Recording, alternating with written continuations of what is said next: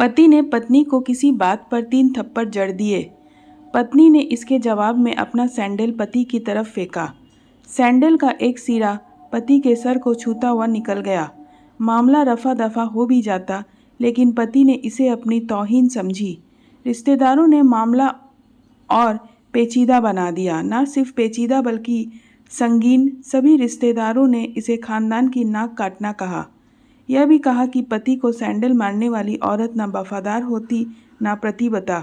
लड़के ने लड़की के बारे में और लड़की ने लड़के के बारे में कई असुविधाजनक बातें कही।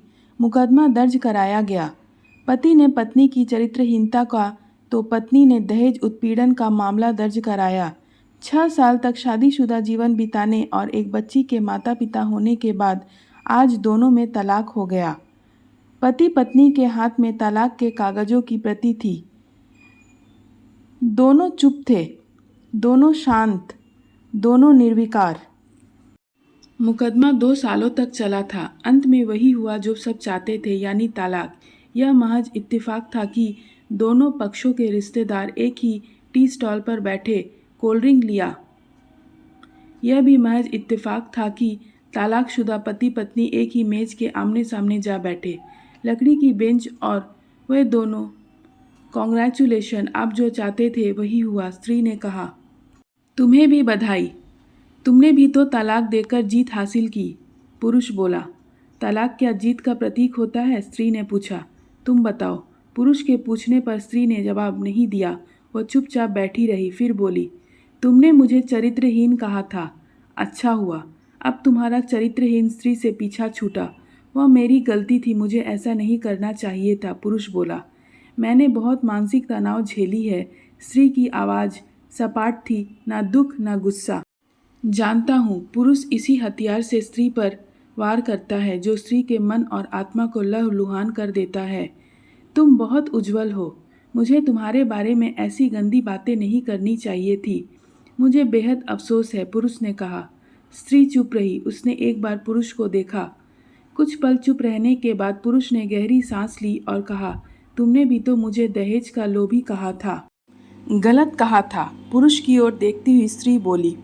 कुछ देर चुप रही, फिर बोली, मैं कोई और आरोप लगाती, लेकिन मैं नहीं। प्लास्टिक के कप में चाय आ गई। स्त्री ने चाय उठाई। चाय जरा सी छलकी। गरम चाय स्त्री के हाथ पर गिरी। इश्क की आवाज़ निकली। पुरुष के गले में उसी क्षण ओह की आवाज़ निकली। स्त्री ने पुरुष को देखा।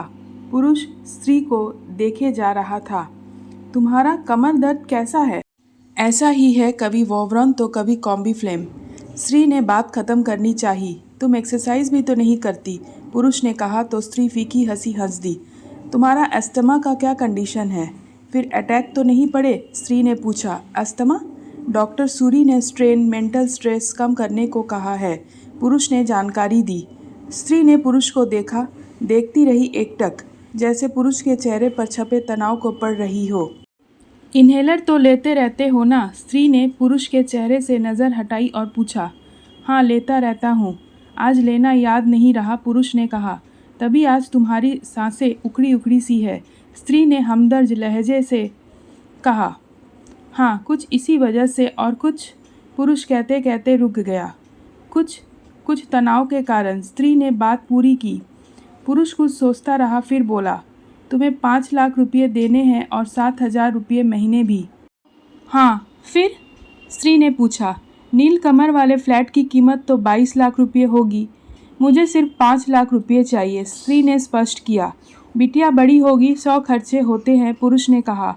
वो तो तुम 7,000 रुपये महीने मुझे देते रहोगे, स्त्री बोली। हाँ, ज़रूर दूंगा। 5 लाख अगर तुम्हारे पास नहीं है तो मुझे मत देना, स्त्री ने कहा। उसके स्वर में पुराने संबंधों की गर्द थी। पुरुष उसका चेहरा देखता रहा। कितनी सहृदय और कितनी सुंदर लग रही थी सामने बैठी स्त्री, जो कभी उसकी पत्नी हुआ करती थी। स्त्री पुरुष को देख रही थी और सोच रही थी, कितना सरल स्वभाव का यह पुरुष जो कभी उसका पति हुआ करता था, कितना प्यार करता था उससे। एक बार हरिद्वार में जब वह गंगा में स्नान कर रही थी तो उसके हाथ में जंजीर छूट गई। फिर पागलों की तरह वह बचाने चला आया था। उसे खुद तैरने नहीं आता था। लाट साहब को और मुझे बचाने की कोशिश करता रहा। कितना अच्छा है, मैं ही खोट निकालती रही। पुरुष एकटक स्त्री को देख रहा था और सोच रहा था कितना ध्यान रखती थी। स्टीम के लिए पानी उबाल कर जग में डाल देती, उसके लिए हमेशा इन्हेलर खरीद लाती। सेरेलाइट एक्यूहेलर बहुत महंगा था। हर महीने कंजूसी करती, पैसे बचाती और एक्यूहेलर खरीद लाती। दूसरों की बीमारी की कौन परवाह करता है, यह करती थी परवाह। कभी जाहिर भी नहीं होने देती थी।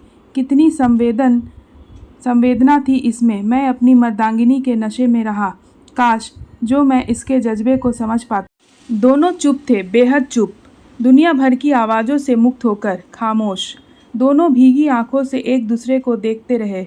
मुझे एक बात कहनी है, आवाज़ में झिझक थी। कहो। स्त्री नजल आंखों से उसे देखा। डरता हूँ, पुरुष ने कहा। डरो मत, हो सकता है तुम्हारी बात मेरे मन की बात हो, स्त्री ने कहा। तुम बहुत याद आती रही, पुरुष बोला। तुम भी, स्त्री ने कहा। मैं तुम्हें अब भी प्रेम करता हूँ भी, स्त्री ने कहा। दोनों की आंखें कुछ ज़्यादा ही सजल हो गई थी।